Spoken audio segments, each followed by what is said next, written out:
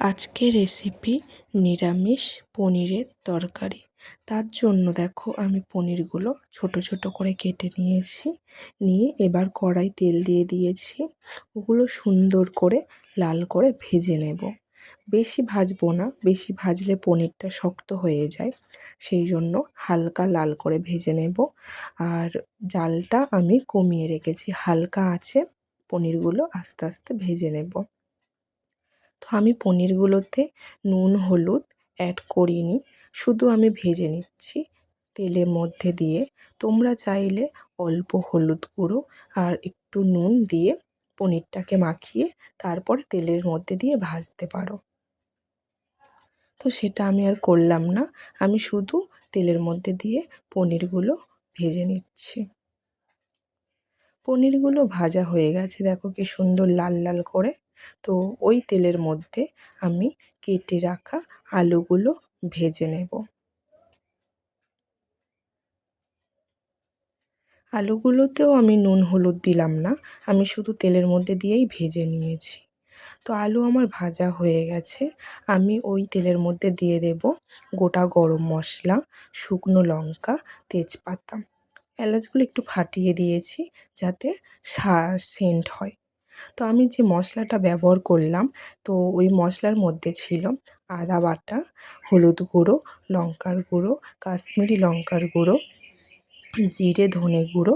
সেগুলো আমি একসাথে একটা বাটিতে মিশিয়ে নিয়েছি একটু জল দিয়ে, যাতে না মশলাটা পুড়ে যায়।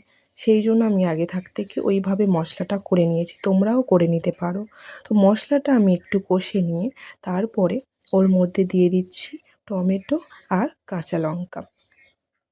টমেটোটা দেওয়ার পরে আমি একটু নুন দিয়ে দিলাম, যাতে তাড়াতাড়ি টমেটোর মধ্যে জলটা বেরিয়ে আসে, টমেটোটা তাড়াতাড়ি গলে যায়। তাই জন্য পরিমাণ মতো একেবারে নুন দিয়ে দিলাম, আর স্বাদ মতো একটু চিনি দিয়ে দিলাম। দেওয়ার পরে আমি মশলাটা ভালো করে কষিয়ে নিচ্ছি।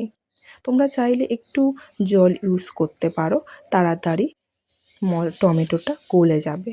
তো মশলাটা আমার কষানো হয়ে গিয়েছে, তারপরে আমি দিয়ে দিচ্ছি পনির আর ভেজে রাখা আলু। আমি পনির আলুর সঙ্গেই দিয়ে দিলাম, কারণ যেহেতু আমি হলুদ গুঁড়ো নুন দিইনি, এমনি ভেজেছি, তাই আলুর সঙ্গে দিয়ে ভালো করে কষিয়ে নিচ্ছি, যাতে পনিরের মধ্যে নুনটা ভালোভাবে ঢুকে যায়। সেই জন্য আমি ভালো করে কষিয়ে নিচ্ছি। কষানো প্রায় হয়ে এসেছে, আমি এবার এর মধ্যে জল অ্যাড করব।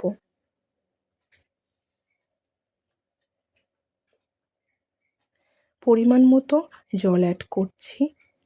জলটা অ্যাড করার পর ভালো করে নেড়ে চেড়ে আমি এটা এবার একটু ঢাকা দিয়ে দেব। তাতে করে কি হয়, আলুগুলো তাড়াতাড়ি সিদ্ধ হয়ে যাবে, গলে যাবে। সেই জন্য আমি একটু ঢাকা দিয়ে দেব, যাতে তাড়াতাড়ি আলুটা সিদ্ধ হয়।